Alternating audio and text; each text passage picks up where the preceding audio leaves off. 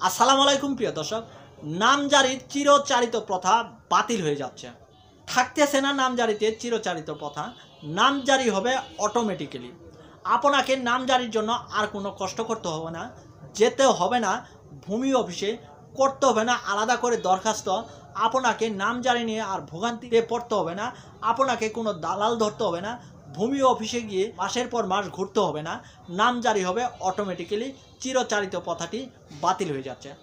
এই চিরচারিত প্রথাটি বাতিল হয়ে নতুন পদ্ধতিতে যে নামজারি হবে, এই পদ্ধতিটা কিভাবে এই নামজারিটি হবে, এই বিষয়টি নিয়ে আজ আলোচনা করতেছি আমি অ্যাপ্রেন্টিস অ্যাডভোকেট মিনহাজউদ্দিন। আজকের আলোচনাটি অত্যন্তই গুরুত্বপূর্ণ হচ্ছে।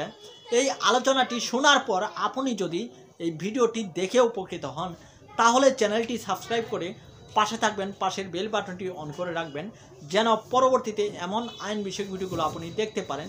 ভিডিওটি যদি আপনি ফেসবুক থেকে দেখেন, তাহলে প্রোফাইলটি ফলো করে রাখবেন, যেন পরবর্তীতে এমন আইন বিষয়ক ভিডিওগুলো আপনি ফেসবুক থেকে দেখে নিতে পারেন এবং কি আইন সম্পর্কে জেনে ও শুনেও উপকৃত হতে পারেন।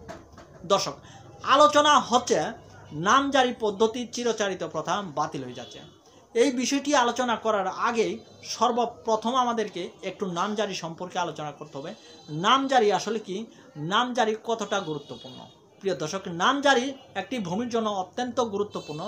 নামজারির মাধ্যমে সরকার ভূমির মালিকের নিকট থেকে ট্যাক্স নিয়ে থাকে। নামজারির মাধ্যমে আপনি একটি খতিয়ান থেকে আপনার নিজ নামে আলাদা খতিয়ান করে আসতে পারেন। আমরা বিভিন্নভাবে ভূমির মালিকানা অর্জন করে থাকি। পিতার পৈতৃক সূত্রে সম্পত্তির মালিকানা অর্জন করে থাকি, ভূমি বিভিন্ন দলিলের মাধ্যমে ক্রয় করে মালিকানা অর্জন করে থাকি, এবং কি সরকারের নিকট থেকে ভূমি বন্দোবস্ত নিয়ে ভূমির মালিকানা অর্জন করে থাকি। যেভাবেই আমরা ভূমির মালিকানা অর্জন করে থাকি না কেন, ভূমির মালিকানা অর্জন করার পর আমাদেরকে ভূমির মালিক হিসেবে ভূমি মন্ত্রণালয়কে অবগত করতে হলে ভূমি মন্ত্রণালয়ের রেজিস্টারে আমাদের ভূমির মালিক হিসেবে নাম থাকতে হবে। আর ভূমি মন্ত্রণালয়ের রেজিস্টারে ভূমির মালিক হিসেবে আপনার নামটি অন্তর্ভুক্ত করার দুটি মাত্র পদ্ধতি আছে। একটি হচ্ছে রেকর্ড কার্যক্রমে আপনার নামটি অন্তর্ভুক্ত করতে পারেন, অথবা রেকর্ডীয় মালিকের নিকট থেকে ভূমিটি ক্রয় করে আপনার নিজ নামে নামজারি করে নিতে পারেন। তাই ভূমির মালিক আপনি যেভাবেই হন না কেন, ভূমি মন্ত্রণালয়ের রেজিস্টারে আপনি ভূমির মালিক হিসেবে আপনার নামটি অন্তর্ভুক্ত করতে হলে অবশ্যই নামজারি করতে হবে। আপনি কোনো একজন ব্যক্তির নিকট থেকে দলিলমূলক সম্পত্তি ক্রয় করেছেন, আপনি সাব রেজিস্ট্রার অফিসে গিয়ে এক খণ্ড সাব রেজিস্ট্রিকৃত দলিলের মাধ্যমে আপনি সম্পত্তির মালিক হয়েছেন। কিন্তু আপনি যে অফিস থেকে দলিলটি করে নিলেন, এই অফিসটি নিয়ন্ত্রণ করে আইন মন্ত্রণালয়। আপনি আইন অনুযায়ী জমিটির মালিক হলেন, কিন্তু ভূমি মন্ত্রণালয়কে অবগত করতে হলে ওই দলিল দিয়ে আপনার ভূমিটি নিজ নামে নামজারি করতে হবে। নচেত যে ব্যক্তির নিকট থেকে জমিটি ক্রয় করে নিলেন, সেই ব্যক্তির নামেই কিন্তু ভূমি মন্ত্রণালয়ের রেজিস্টারে ওই ভূমির মালিক হিসেবে নামটি থেকে যাবে। আপনার পিতা মৃত্যুবরণ করার পর আপনি পিতার পৈতৃক সূত্রে সম্পত্তির মালিক হয়েছেন। আপনার পিতা যে মৃত্যুবরণ করলো সেটা আপনার এলাকাবাসী জানে, আপনার প্রতিবেশী জানে, কিন্তু ভূমি মন্ত্রণালয় কিন্তু জানে না যে আপনার পিতা মৃত্যুবরণ করেছে। ভূমি মন্ত্রণালয়কে অবগত করতে হলে এবং কি ভূমির মালিক হিসেবে আপনার নিজ নামে খাজনা দিতে হলে আপনার পিতার মৃত্যু সনদ নিয়ে ভূমি অফিসে জমা দিয়ে ভূমিটি আপনার নিজ নামে নামজারি করে নিতে হবে। ভূমিটি যখন আপনার নিজ নামে নামজারি করে নেবেন, তখনই কিন্তু আপনি আপনার নিজ নামে ভূমির মালিক হিসেবে খাজনাটি প্রদান করতে পারবেন। তাই একটি ভূমির জন্য নামজারি অত্যন্ত গুরুত্বপূর্ণ। নামজারি যদি না থাকে, আপনি পরবর্তীতে যে রেকর্ড আসতেছে BDS record Bangladesh digital survey, এই রেকর্ডে কিন্তু আপনার নামটি অন্তর্ভুক্ত করতে পারবেন না। কেননা এই রেকর্ডটি BDS record Bangladesh digital survey, এই রেকর্ডটি করার উদ্দেশ্য হচ্ছে সমস্ত ভূমিকে অ্যানালগ পদ্ধতি থেকে ডিজিটাল পদ্ধতিতে রূপান্তর করা। আর ডিজিটাল পদ্ধতিতে রূপান্তর করতে হলে ডিজিটাল ডিভাইসে আপনার ভূমির মালিক হিসেবে আপনার নামটি থাকতে হবে। ডিজিটাল ডিভাইসে ভূমির মালিক হিসেবে আপনার নামটি থাকতে হলে সর্বশেষ রেকর্ড অনুযায়ী আপনাকে নাম জারি করতে হবে, অথবা আপনি যদি সর্বশেষ রেকর্ডীয় মালিকের নিকট থেকে ভূমিটি আপনার নিজ নামে ক্রয় করে থাকেন, তাহলে আপনার নিজ নামে ভূমিটি নামজারি করে নিতে হবে। প্রিয় দর্শক, আলোচনা হচ্ছে নামজারির নতুন পদ্ধতি নিয়ে।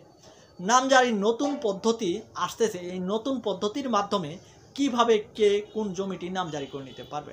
প্রিয় দর্শক, ইতিপূর্বে আমরা অনেক শুনেছি, আমিও ভিডিও করেছি যে নামজারির নতুন পদ্ধতি। এই নামজারির নতুন পদ্ধতির মাধ্যমে পুরাতন যে চিরচারিত প্রথা আছে এই প্রথা কি সম্পূর্ণ বাতিল হয়ে যাবে? এই নতুন পদ্ধতির মাধ্যমে সকল ব্যক্তি কি নামজারি করতে পারবে না? সকল ব্যক্তি কিন্তু এই নতুন পদ্ধতিতে নামজারি করতে পারবে না।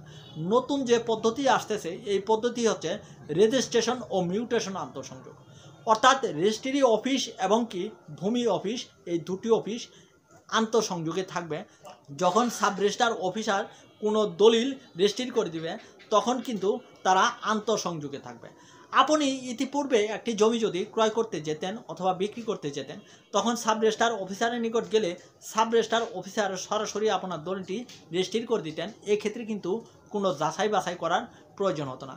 কিন্তু বর্তমানে যে রেজিস্ট্রেশন ও মিউটেশন আন্তঃসংযোগ চালু হবে এই 2024 সালে, এই রেজিস্ট্রেশন ও মিউটেশন আন্তঃসংযোগের মাধ্যমে আপনি একটি জমি ক্রয় করতে গেলে যে ব্যক্তির নিকট থেকে জমিটি ক্রয় করতে যাবেন সাব রেজিস্ট্রার অফিসার কিন্তু এই জমি সম্পর্কে ল্যান্ড ট্রান্সফার নোটিশ পাঠিয়ে দিবে এসিলেন অফিসারের নিকট। এসিলেন অফিসার দেখবেন যে আসলে যে ব্যক্তি আপনার নিকট জমিটি বিক্রি করতেছে সে ব্যক্তি যতটুকু জমি বিক্রি করতেছে ততটুকু জমি তার নামে আছে কিনা, তার নামে যদি ততটুকু সম্পত্তি থাকে তিনি একটি ইয়েস নোটিশ পাঠিয়ে দিবেন। এই ইয়েস নোটিশটি পাওয়ার পর তিনি জমিটি রেজিস্ট্রি করে দিয়ে আবার একটি ল্যান্ড ট্রান্সফার নোটিশ পাঠিয়ে দিবেন সাব রেজিস্ট্রার এসিলেন অফিসার নিকট।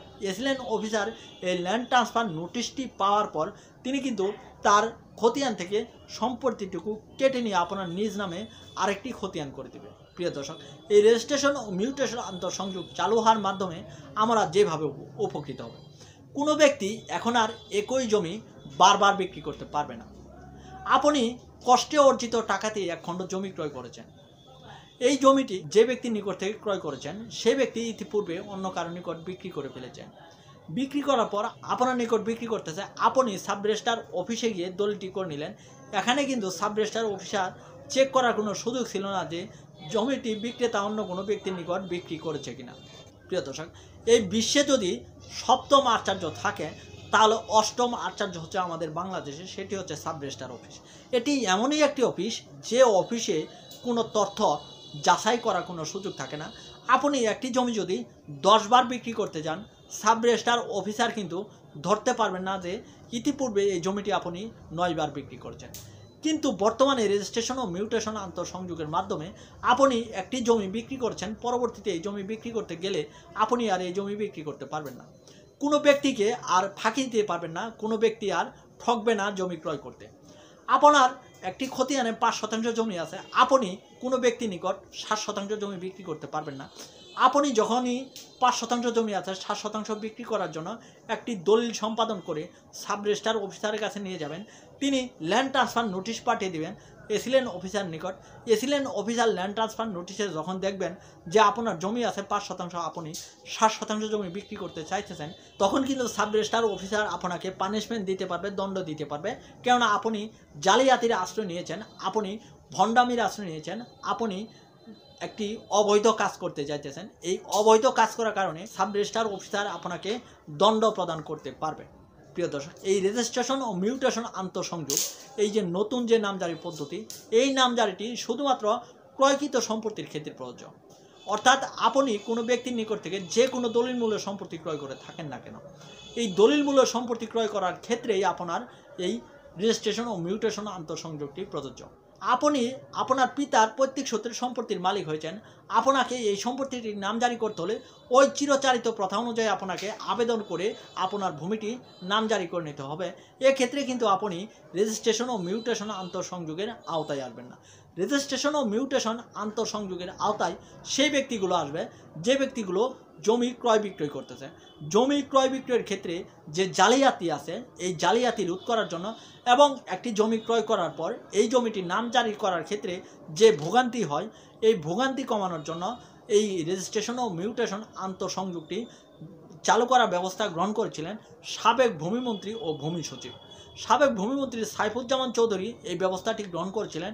রেজিস্ট্রেশন ও মিউটেশন আন্তঃসংযোগ এই বিষয়টি বাংলাদেশের বিভিন্ন জেলায় পাইলটিং হয়েছে, পাইলটিং হয়ে এই বিষয়ের সত্যতা পেয়েছে, এই বিষয়ের কার্যকারিতা পেয়েছে, যার কারণে এই 24 সাল থেকে এই বিষয়টি সারা বাংলাদেশে চালু হচ্ছে।